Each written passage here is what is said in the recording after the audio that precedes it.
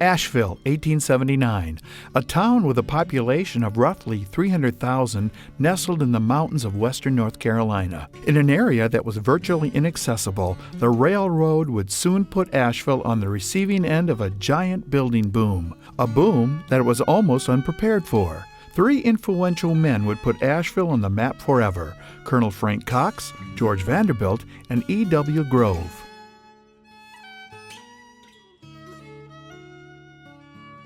Colonel Frank Coxe was born in 1840 at Green River, North Carolina. Fighting for the North as well as the South, Coxe was said to be the only man to have fought and killed himself in the Civil War. The wealth of the Coxe family was measured in more than 500,000 acres they owned in western North Carolina. Coxe saw a considerable fortune in the mountains.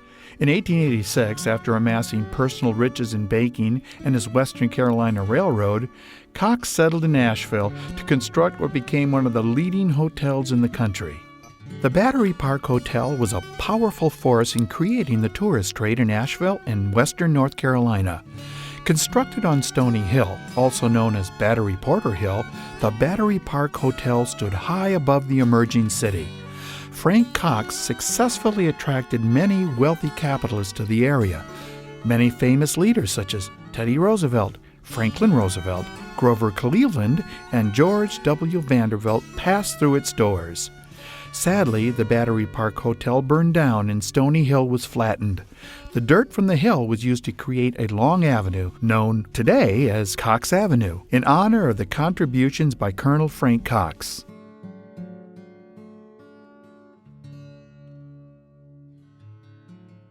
George Vanderbilt was born on November 14, 1862, a member of the elite American Vanderbilt family. Upon the passing of his grandfather and father, George Vanderbilt stood to inherit over $10 million.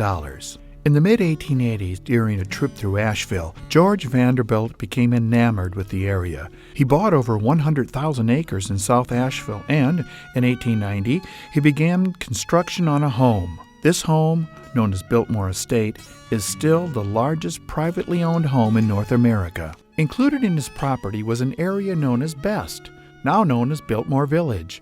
Vanderbilt created a self-supporting community to house his workers, containing a hospital, school, railroad depot, and many shops.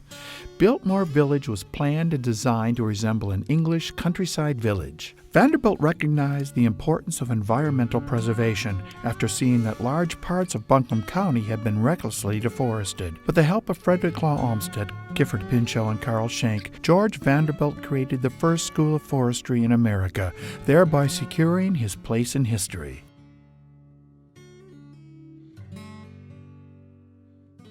E.W. Grove was born in Bolivar, Tennessee in 1850. In 1886, Grove established the Paris Medicine Company. This, along with other business ventures, made Grove a millionaire. Due to his business prowess upon E.W. Grove's death in 1927, capitalist was listed as his only occupation. Grove is often regarded as the man who single-handedly changed downtown Asheville. Construction on his Grove Park Inn began in 1912, dragging hundreds of tons of boulders up the mountainside with the aid of mules, ropes and pulleys, wagons, and a lone steam shovel. It took a crew of 400 men only 12 months to build the majestic landmark. The Grove Park Inn opened in 1913, hosting thousands of celebrities and politicians over the years. It has been relatively unchanged since that time. Only 2 new wings have been added to accommodate the guests that come to enjoy its beauty and majesty and crisp mountain air. Grove understood that a successful city needed a vibrant downtown. So, in the early 1920s, he commenced building the Grove Arcade in downtown Asheville.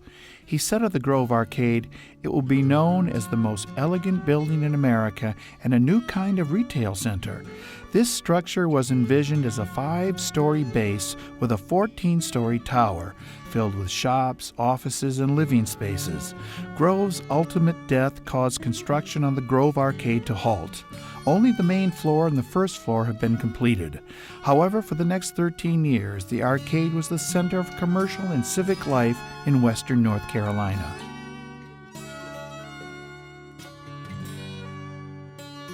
Historians often view Asheville's building booms as the Coxe, Vanderbilt, and Grove eras. These three men shaped the Asheville we know today. Coxe's ornate hotel drew many influential people to the area.